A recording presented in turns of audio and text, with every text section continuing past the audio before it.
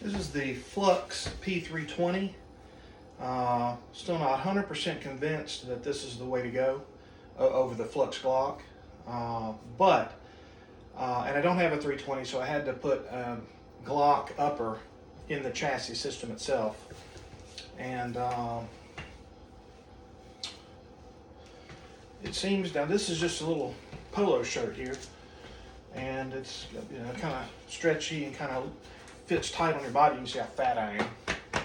But even as tight as it is, this would conceal in a shall issue or shall carry state. You probably wouldn't want to carry this around a restricted area. So anyway, I just taped a Glock upper onto the chassis to simulate owning a 320.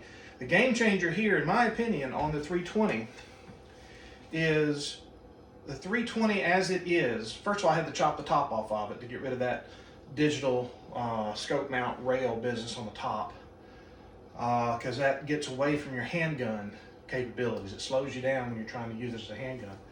So I chopped that off. Now we're using the dot scope on the slide, and with the way the Flux P320 is designed, once you chop the top off, you can utilize it single-handedly as a pistol better than the Glock, the Flux G or the Flux Glock.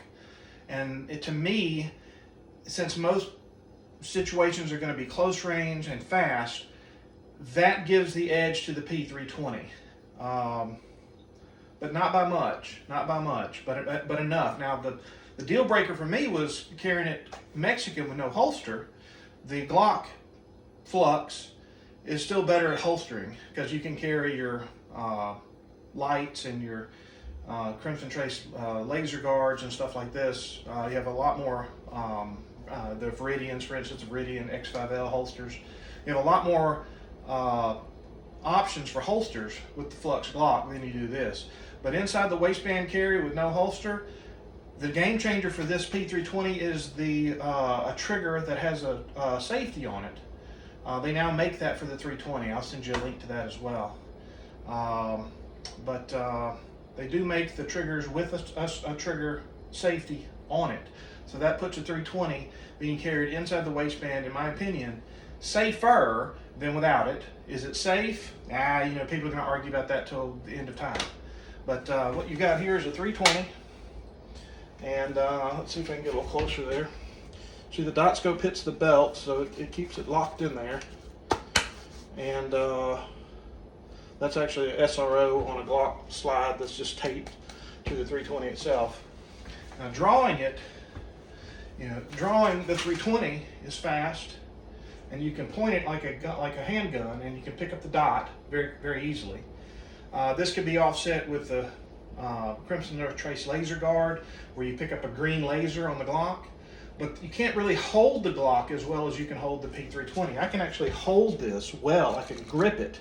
The Glock is kind of awkward to grip, so it's kind of janky holding it as a pistol. You can't really do fast follow-up shots like you could with the 320. So as far as carrying, it's not quite as slick to reholster, and you lose your light laser capability on this.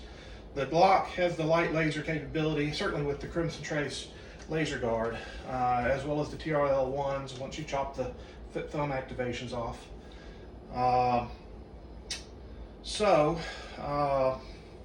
And of course, the Surefires as well.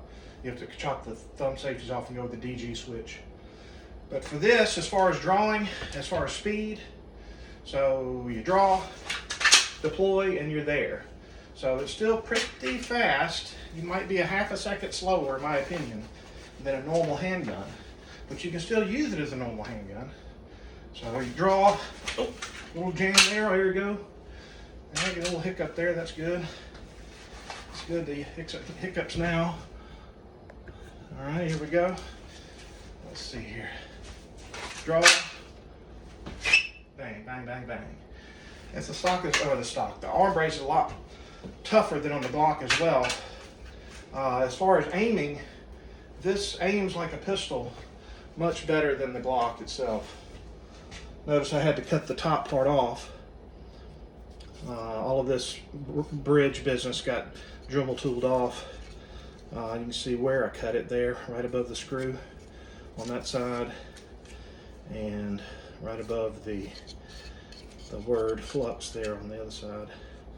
So that's the recipe. For now, that seems to be a working, until I can make one better than this, which would take months and thousands of dollars.